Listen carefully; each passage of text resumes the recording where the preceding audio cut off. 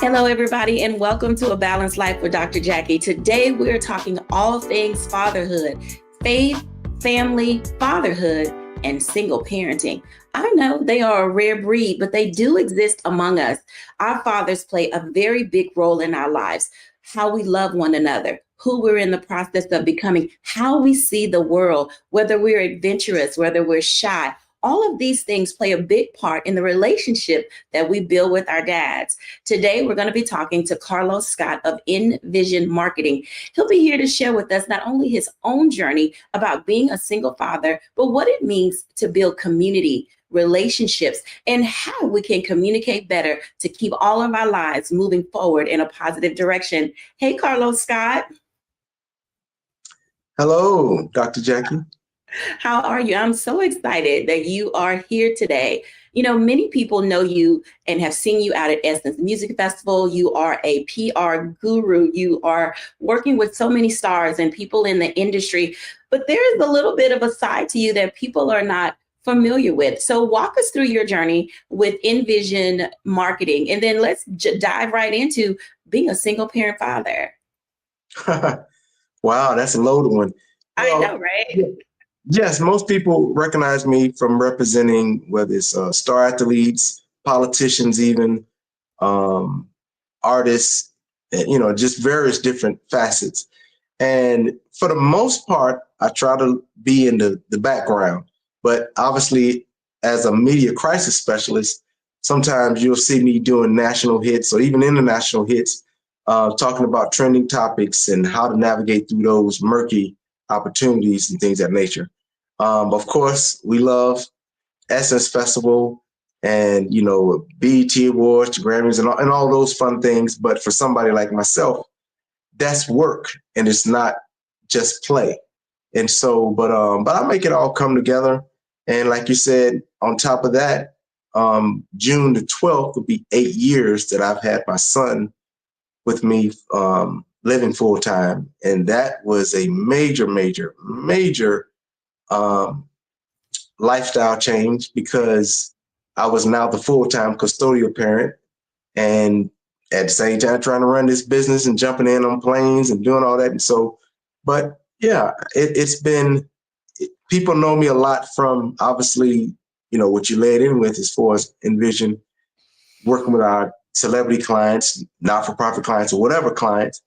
But what they don't know is that some people do, is that I'm also juggling being a single father to my son, Isaiah.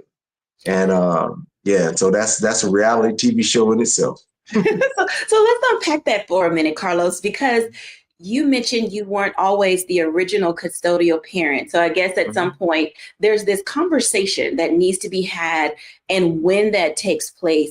Can you talk people through the conversation related to how did you become a single dad? Yes. I've always been a presence. Pardon me, I'm getting over local. Been a presence in my son's life. I was involved with his PTA and would chaperone school trips and things of that nature when he lived with his mother. But probably around, I guess, 7 or 8, I told his mother, I planted the seed. I said, hey, at some point, no rush, but I would love for Isaiah to live with me full time. And, hey, I just think that, fathers, sons need their fathers at a certain period because we kind of can help them go over the threshold and teaching them about manhood, responsibility, and things of that nature. And so years went by, and then all of a sudden they moved actually to Kansas City. So while they were out in Missouri for those 2 years, my son went through this kind of coming out stage. He went from being this kind of shy, not saying much kid to now he was saying a lot. And his mother was having a hard time trying to deal with that And so one day she texted me out of the blue and said, "Hey, did you still want Isaiah to live with you?" And I was like, "Yeah, that wasn't like a one-time good deal." I'm like, "Yeah." So we made a plan that after that school year, that was in April, that he was going to be coming to live with me. And so that June the 12th that year, he came. And it's the funniest thing because he came at like 5 a.m. and I had to literally get on the road at 6 a.m. to take him to where my mother was living at the time in Jacksonville. And she agreed to keep him. Ironically, while I went off to do some filming with my client, Chef Gennard, and then after that we had the S Festival. So for the next 2 months, I was jam-packed, and I was wondering, how am I going to do this? And my mom was like, "Well, just drop him off on me." And so thank God that I have a village, and we'll get more on that, but I have a village here in Atlanta, and just friends. I got 2 sisters here now, I have cousins. So it takes a village to really be able to show up and provide for your child. So how did you get ready, for Isaiah to come? I hear men say sometimes, "Man, I'd love for my son or my daughter to come and be with me for more than just on weekends." But then there are all of these other things. You're a professional, and so you've got other things going on. And I know we're going to talk about the village, but as a man, how do you prep your son for making that transition from his mom being the only voice that he hears to father sometimes putting the foot down saying, "Listen, boy, here's some things as a man you need to come to understand as you're growing"? Yes, exactly. And on top of that, my son has autism. So the first part of the preparation was I went through this really, really deep dive in trying to find a school for him. And what I unfortunately found out was that most of the schools in that part of Atlanta where I was living in, quote unquote, the SWATs, they just didn't have the resources. So, excuse me, I'm sorry. So what I had to do was move almost 40 miles north to where I now live in the Sandy Springs area, to a school that had all the resources, and it had great turnout from dealing with kids with special needs, but specifically with autism. And so that was a big sacrifice that I had to make, because everything I do, or for everything I did at the time, my church was in the SWATs, my bank, everything that I did. So, but as parents, that's part of the job, right? We have to make sacrifices for the betterment of our children. And sometimes that sacrifice is moving from what is comfortable to what is new. I can respect that, because when you talk about what is comfortable, what is new, and what's making sacrifices, we never hear this side of the story. It's oftentimes, mom is going to do this and she's going to relocate, and, everybody's all up in arms, but she's doing it for the kids. But when the father does it, it's like, "Oh, they're trying to take my kid away from me while they're moving so far." How is it that narrative can be so polarizing to families?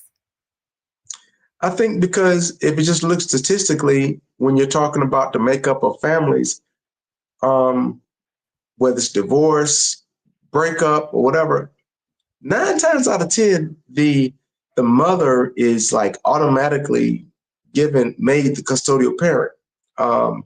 And so therein lies, I think, is part of the issue, as opposed to just automatically giving it to one parent or the other. I think that the courts should, on the outset, look at, okay, what is the best scenario for the child, as opposed to just automatically assuming that he or she is going to be in a better place with the mother.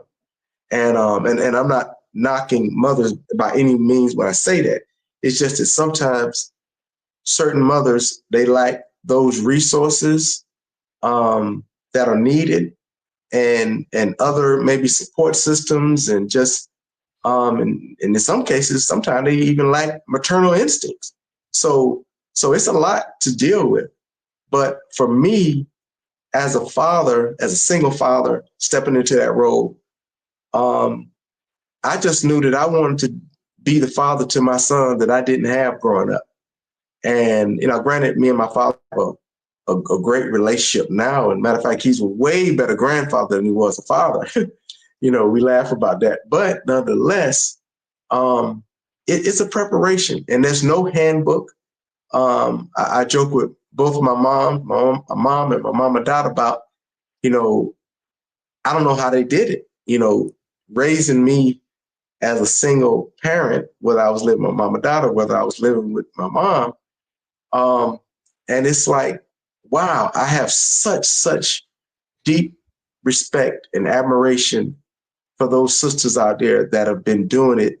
And I just got one child, but there are women that have been raising, 3, 4, 5 children by themselves and never missed a beat, or seemingly, I'm sure they could tell you they missed a beat or two, but on the outside, it just looked like they're just handling it all. But as fathers, we kind of get automatically shoved into this role of just being providers or paying child support or whatever, but we're not really taken as serious as it becomes as you start having those conversations about being the custodial parent. And I'm just glad that his mother, I always give her proper respect.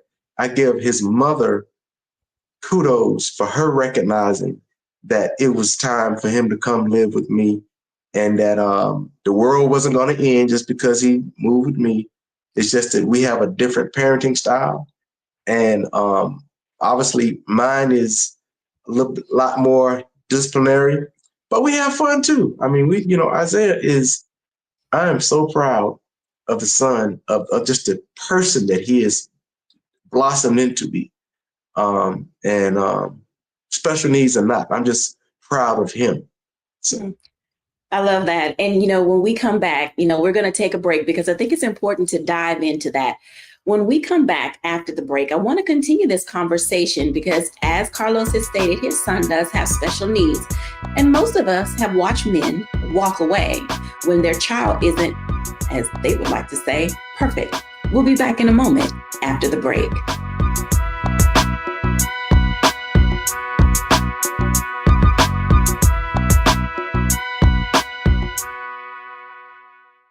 Let's go. Truth Talks is the fastest growing show about pop culture, and now we're exclusively on our own channel. Go ahead, say it, man. Attention! We're back. We gotta stop letting this slide. Bigger and stronger than ever. I mean, I just have questions. Season 2 is reloading May 26th at 8 p.m. Eastern Time. What's up? With new hosts. Let me tell you what damn time it is. And big celebrity surprises. Kiss my behind. It's Oprah Winfrey. Subscribe today at Truth Talks Live. Give black people what they need, and we'll show them for you. And don't miss out on all the upcoming viral moments. Simulcasting weeknights at 8 p.m. on Roland Martin Unfiltered and Black Star Network and Truth Talks Live. I'll see you there.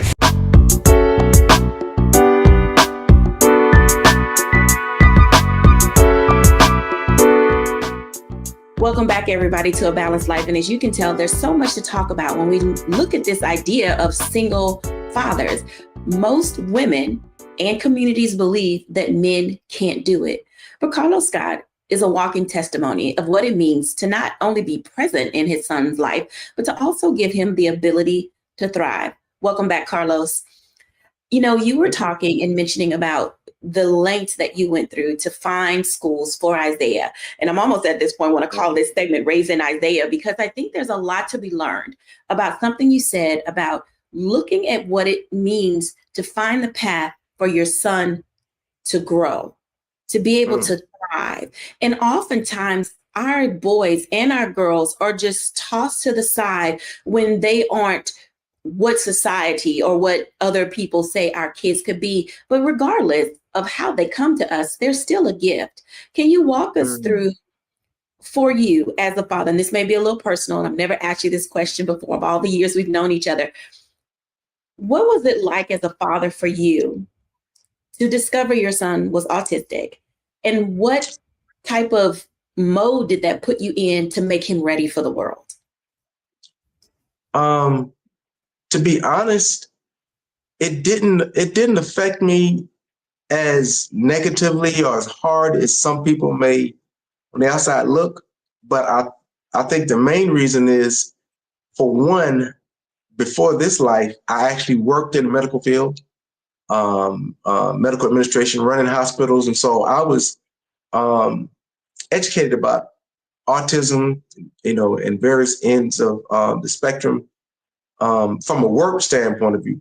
So being that I was already educated about people with autism and Asperger's and various ends of the spectrum, I knew that it wasn't, quote unquote, a death sentence, so to speak. I just knew that I had always been educated about it, just needing resources, love, support, system, and things of that nature. So I didn't take it as a woe is me moment or like, what am I going to do? It's like, matter of fact, I looked at it, I rolled up my sleeves and I said, hey,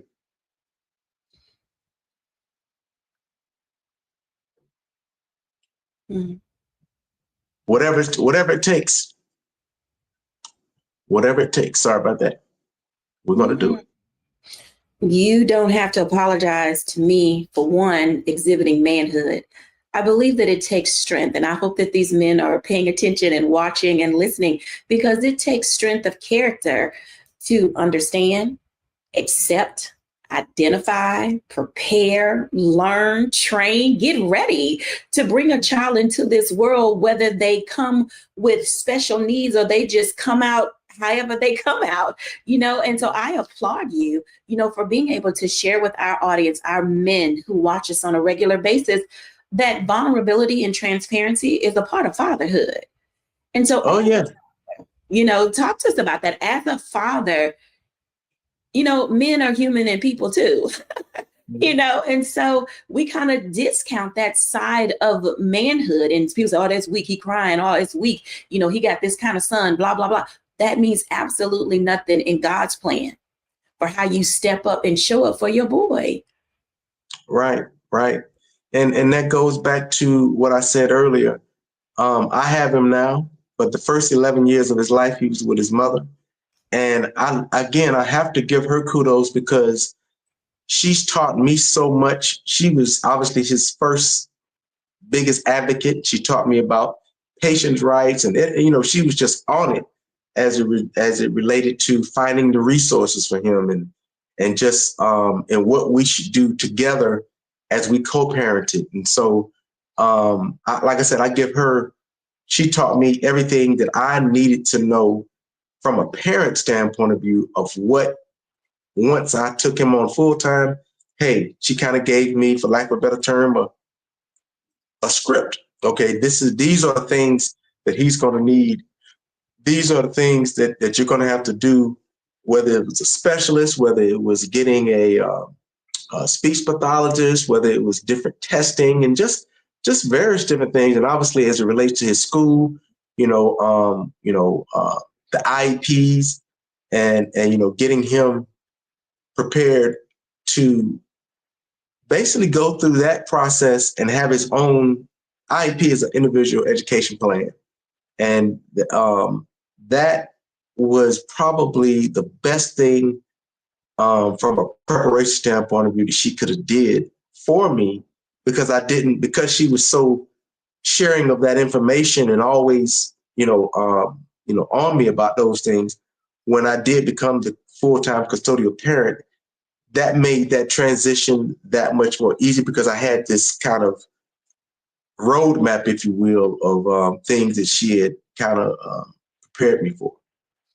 Excellent. So you went from being a preteen father to a full-on teen, now young adult. Didn't Isaiah graduate from high school recently? Yes, he graduated. He technically graduated last year, but when they are special needs, they can come back for up until 22. So this week is he's going to be his last week of school, and then next year or this fall, I'm looking for some other programs for him to get into that focus on training kids with special needs, especially autism, about how to work and get job training and things of that nature, and more importantly, different life skills.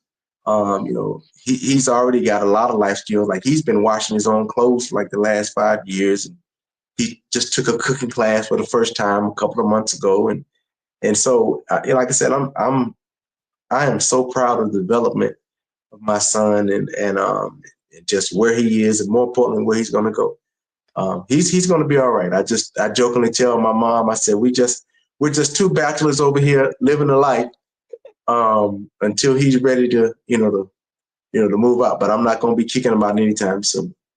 So you take on a new title, because oftentimes we give men priest, protector, provider, but you're now also promoter. It's like, come on, son, you got this. Come on, son, you can do that. How important is it? Because I know disciplinarian has always been the role of the father, but oftentimes helping children find their bent, their path, their place in life. How do you help promote him and push him to, I'm gonna use another P, propel him to understand who he is, what his, I won't call them limitations, because kids with autism are super bright and I mean, oh my God, they're brilliant. And so how do you guide him toward what makes him happy and brings him joy? First of all, and this goes for all parents, whether or not your child has special needs or not, but paying attention to what they are interested in, what they like, what they love. And sometimes as parents, we have our own kind of direction of what we want our kids to go into, as opposed to paying attention to what they're really good at. And so for me, it's more important for me to pour into where the direction and the interest, or even helping him define what that is. Because, he's just 19, he just turned 19 a couple of months ago. And so, as I tell parents, all parents, at 19, you didn't have it all figured out. So why would you expect for your child at 19 to have it all figured out, special needs or not? So that's kind of the blueprint that I take. Is he's very, very, sometimes he's very communicative. Sometimes, kids with autism don't have a filter.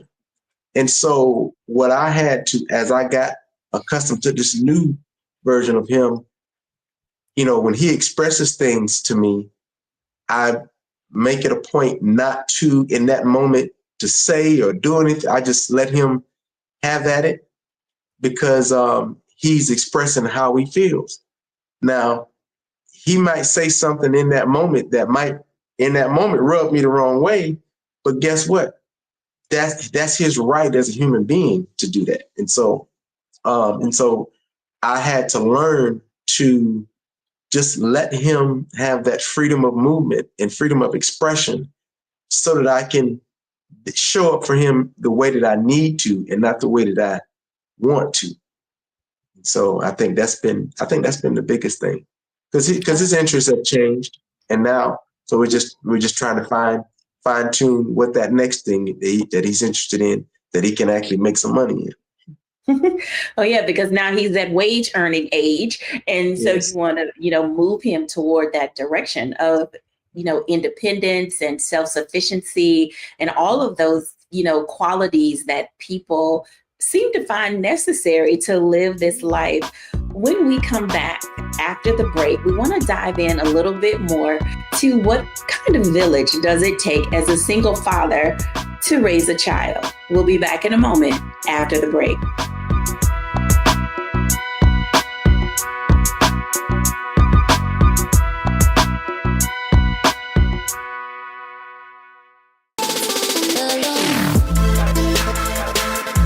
Hey y'all, welcome to The Other Side of Change, only on the Black Star Network and hosted by myself, Bria Baker, and my good sis, Jamira Burley. We are just two millennial women tackling everything at the intersection of politics, gender, and pop culture. And we don't just settle for commentary. This is about solution-driven dialogue to get us to the world as it could be and not just as it is. Watch us on the Black Star Network, so tune in to The Other Side of Change.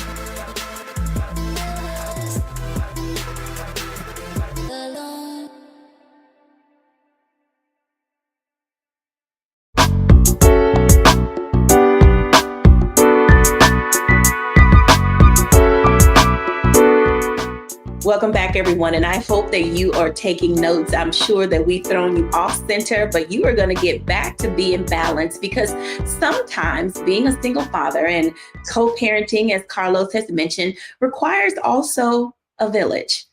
And I want to talk to Carlos about what does that village look like and the qualities and characteristics that you see necessary, Carlos, in people that are your village, because not everybody is village minded.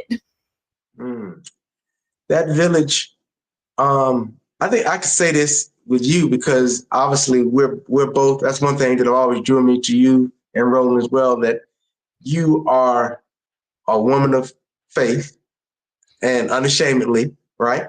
And so am I. And I always say that God will prepare room for you. And that village for me came in a very surprising way when I first got custody of Isaiah. The first day of going to orientation, I run into a friend of mine who I've known now for over 20 years that was there with her son. And I'm like, what are you doing? He's like, oh, this is where Josh is going. And at that point, we became each other's village because of her job. Sometimes she would have to drop Josh off so that he could go to school with Isaiah. And then vice versa. Sometimes I might have to, go out of town, or a client might have an early morning interview or something. And so vice versa. So that was a pleasant surprise. Also having my baby sister has been here for years.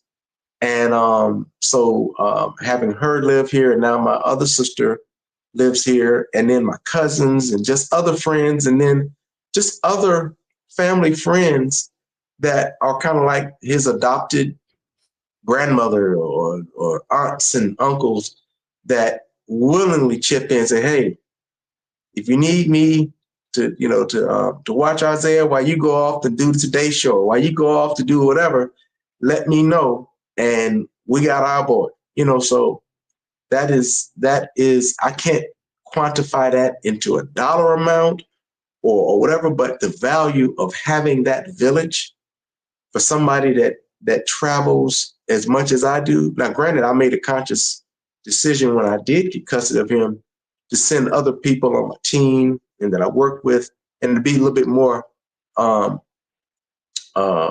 resourceful and only showing up when I needed to, as opposed to at every trip. But I cannot tell you how much that village has helped me, especially from a place of, sometimes we get overwhelmed. There have been times, and I'll be transparent, where I felt overwhelmed and wondered whether or not I was even doing a good enough job with him. Because for every career opportunity that might be great for my client or even my firm, that was taking me away from my son, especially if it's something where he got like an award ceremony or something, a field trip. Sometimes I would feel some sort of way, but I prayed about it, and I've had various different people to share their insight on this, and that helped me to become more appreciative of that village, and to not beat myself up so much whenever I do have to go out of town or out of state and leave them. So that support comes in two ways. So you have support that you need with Isaiah when you travel, and then there's support that you need in order to be able to keep being a good father. How do you balance those two? Because you did just talk about, sometimes it makes you feel a certain way. And I think that parents do feel guilty when they have to make those kind of hard choices. Like, you asked for this, and for people that will throw that in your face, well, you asked for your son to come, so just deal with it. You have people who are not as village minded as you have people who say, yeah, you made the right decision, because a boy, as you said earlier, does need his father. How do you balance now, not only making those decisions, but emotionally and internally? How do you also help Isaiah and yourself say, it's okay when I'm away? Oh man, one of my former clients and still a good friend of mine is a mental health professional, and spending time on the road with her, and sometimes being in the audience when certain things would certain topics would come up, and then just even us being in our own time. And she would ask about Isaiah and ask things. And in a roundabout way, she was she might not even know, but was kind of counseling me, pouring into me, giving me food for thought on how I can navigate. And so, and that came at a very critical and important time. And so, and then having mentors and friends people that I look up to, that I respect, not only as professionals, but I respect them because of who they are personally. And so some of them have been able to give me some great advice. Yeah, that's a great segue, Carlos, because I was going to ask you, what is the type of character that you look for in a person to be around your son and to be around you? Oh man, I think especially as it relates to dating, I've had some very interesting interactions with women over the years because I was very transparent, that I'm a single parent and I'm raising my son, but I was also transparent is that you're not going to get a chance to meet him immediately, not until we figure out what we're doing. And vice versa. I would always say, I don't even really want to meet your children either until we figure out what we're doing. And because I don't want to unintentionally set the wrong impression to my son that, it's just, a revolving door around here. We just have no. That's not that I have it like that anyway, but I wouldn't want to unintentionally send a message to him that it's okay to have all of these different moving women coming in and out. And the same thing, I wouldn't want to unintentionally set that example to the women that I date or, trying to get to know. I wouldn't want them to feel that way. So it takes, once I see that I can, that we're in a good space, and you'll know when you know. I tell people you'll know when you know. It might be 2 weeks, might be 2 months, but you'll know. That's when you can say, hey, you know what? We're going to the carnival this weekend. Hey, I'm taking my son. You want to bring your son and daughter? But it has to be what I call conducive and organic situations so that it doesn't feel forced, because you don't want to force yourself on to a woman and her children and vice versa. I don't want to force my son onto a woman if she isn't ready at that space and that time to do that. Because I've had some women to tell me that they were attracted, but when I told them that I was a single father and raising my son, and I even said that he had autism, they were like, hey, I appreciate your transparency, but I think that might be a little bit much for me to do. And I wasn't upset in any way, shape, form, or fashion, because I'd rather deal with someone that is honest and transparent than for me to let you into my circle and then you feel some sort of way about my son or mistreat my son. You know what I'm saying? So I think it's all, you'll know when it's that time. You bring up a valid point, Carlos, because oftentimes you do get to that area of it becomes too much, for people, and they always don't know how to engage and how to get involved, and they may say the wrong thing or do the wrong thing, and then the kids are upset. And that finding that balance in communication and relationships, it doesn't always pan out or work out. And I'm asking this question because when you do let a person in, and we're talking about, for our audience, single parenting from the fatherhood perspective of being a single father, how do you help, and does Isaiah need help when a person is no longer in the space? How do you communicate to him the how or the why they're no longer there? Because sometimes children get emotionally attached to the people we bring into their lives.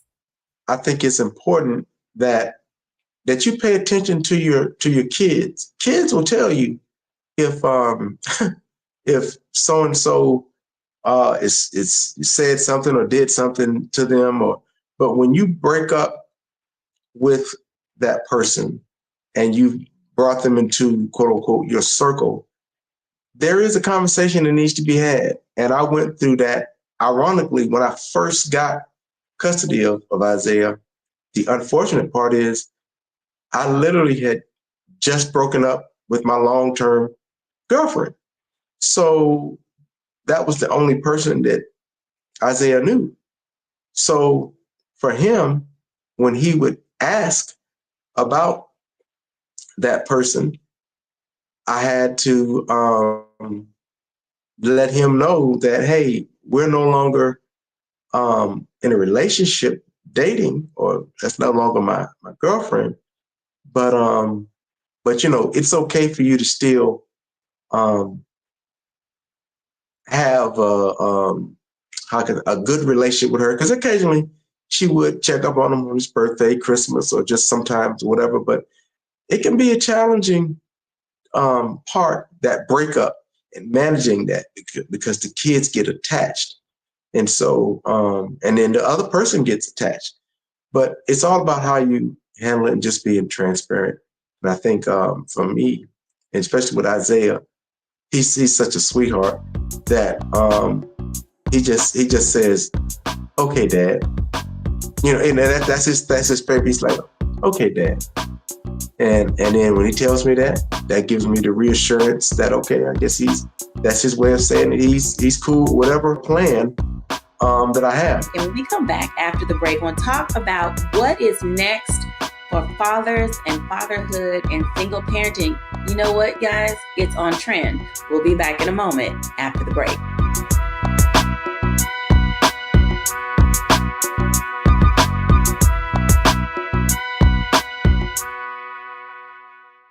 What's up, y'all? Look, Fanbase is more than a platform. It's a movement to empower creators, offering a unique opportunity for everyday people to invest in Black-owned tech, infrastructure, and help shape the future of social media. Investing in technology is essential for creating long-term wealth and influence in the digital age. The Black community must not only consume tech, we must own it. Discover how equity crowdfunding can serve as a powerful tool for funding Black businesses, allowing entrepreneurs to raise capital directly through their community through the Jobs Act.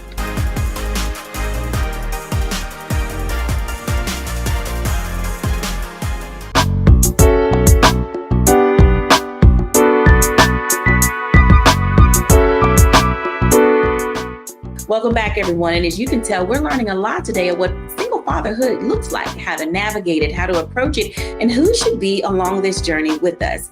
Now, I say that single fatherhood is on trend for a lot of reasons. We've been through COVID. Many fathers became widows during that time period. People are divorcing at alarming rates.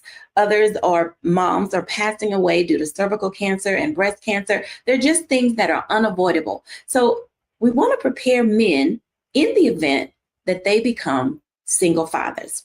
So Carlos, how do men get ready for the unexpected? It was something that you asked for and it was invited and you went forth with it. But there are going to be men, whether it starts today, tomorrow, or going forward, that they will find themselves raising children alone.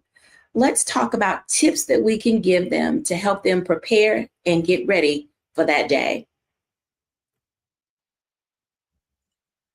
First of all, there's no preparation for becoming a single parent, single father or mother. There's no.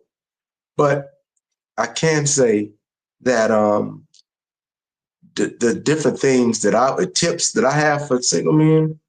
One, pay attention to your children's interests.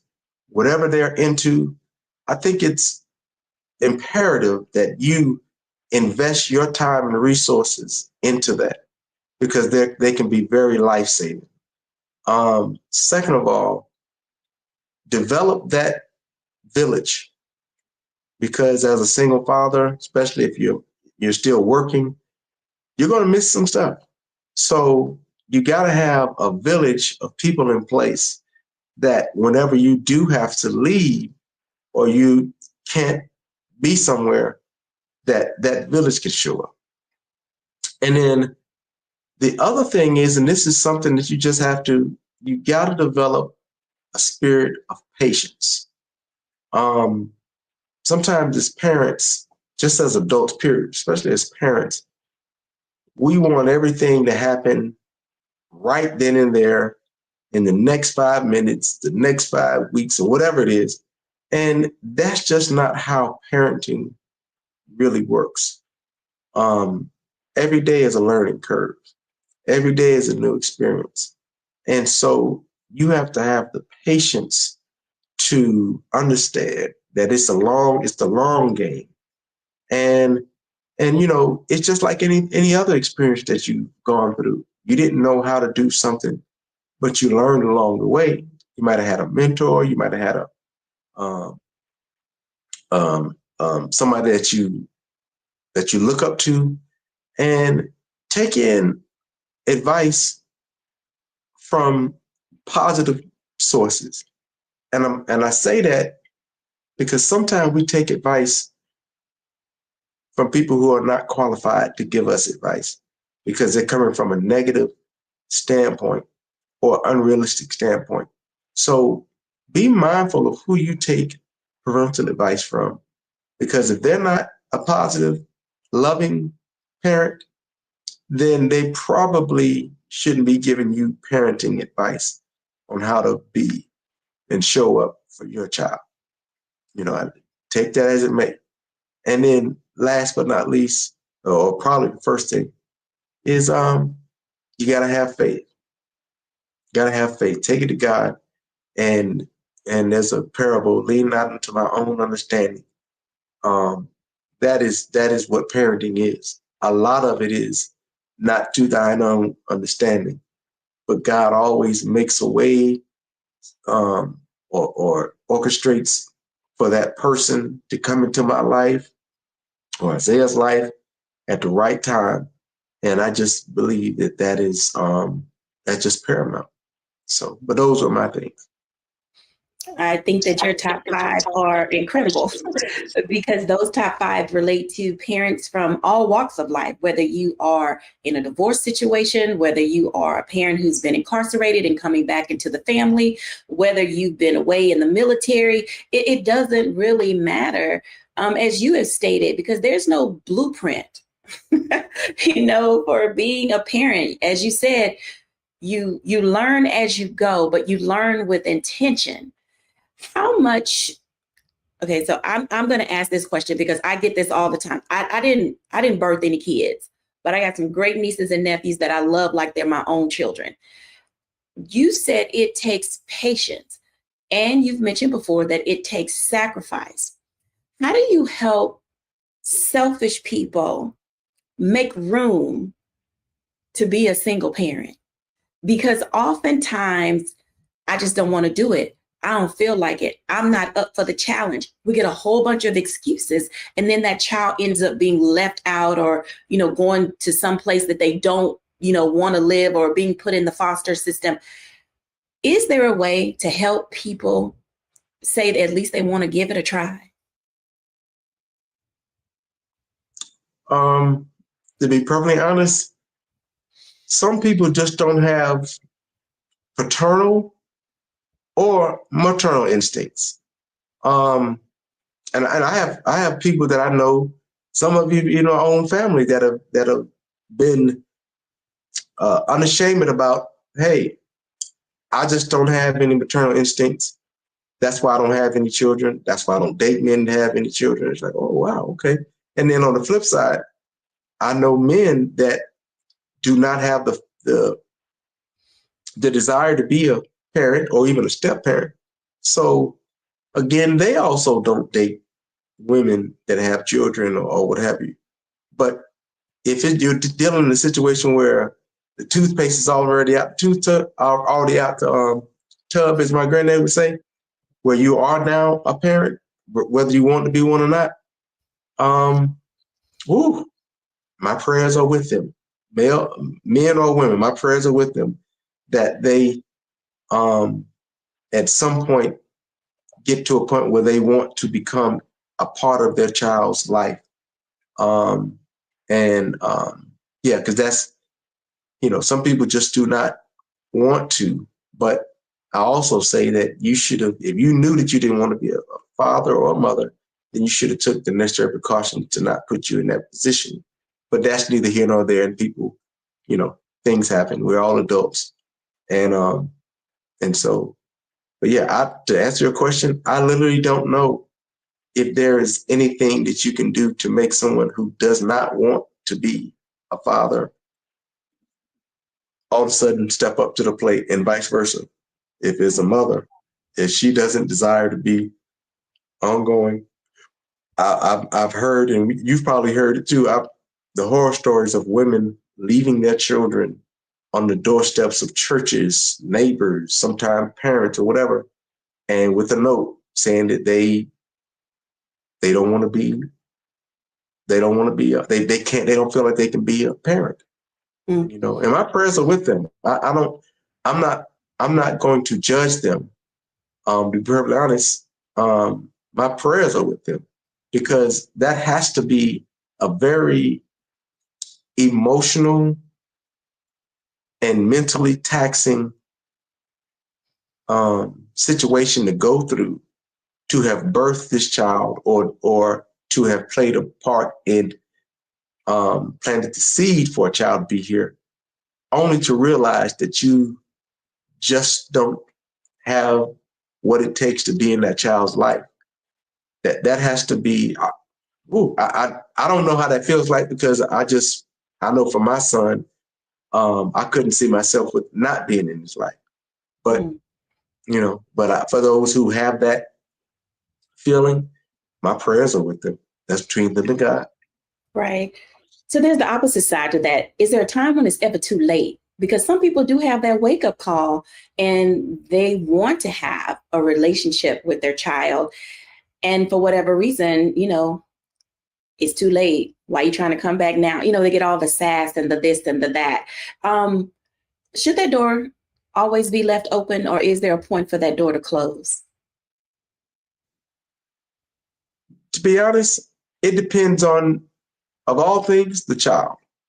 It depends on that child's mindset, and hopefully the mother hasn't planted such negative views of the father. But I'm gonna say this: never too late. I like that. We're gonna end on that. I do. I like that. When we come back after the break, I'll give my reflection.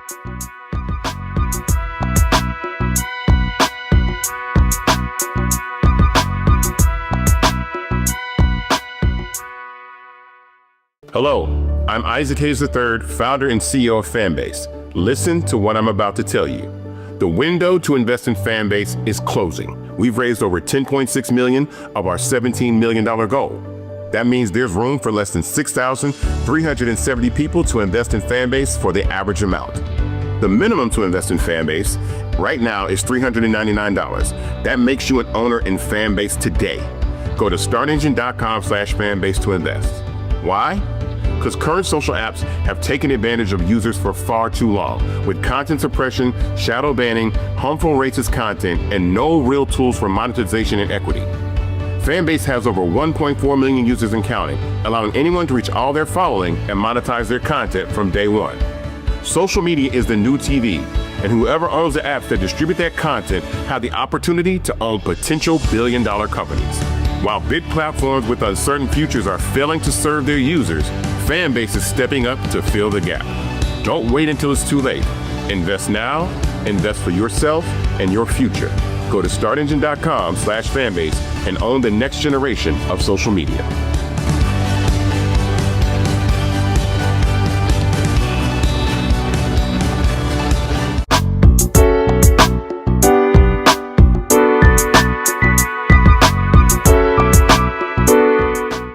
Welcome back, everyone. And as you can tell, this conversation today on what it means to be a single father today is filled with joy, filled with laughter. It's filled with decision making. It's filled with making compromise in order to be able to give the child or children a pathway to growth and success. I want to thank Carlos Scott for being with us today and sharing his story and his journey on what it means to be a single father. I hope that today you have learned something that you can put in your Balanced Living Toolkit to guide you on your journey to being the best version of your parenthood self.